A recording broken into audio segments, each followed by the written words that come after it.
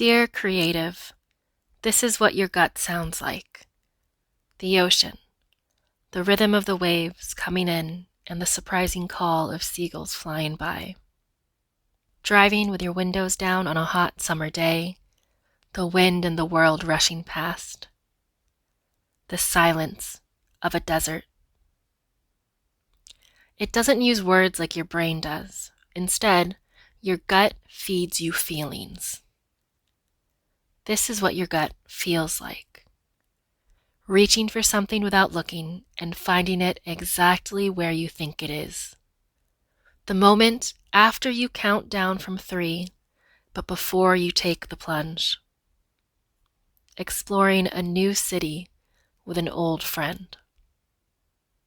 It does not feel like anxiety or worry, the tightening of your stomach, or the impulse to isolate. Instead, it loosens your shoulders, steadies your feet, and points you towards something. This is what your gut is asking of you. To listen more. To ask from a place of curiosity, not judgment.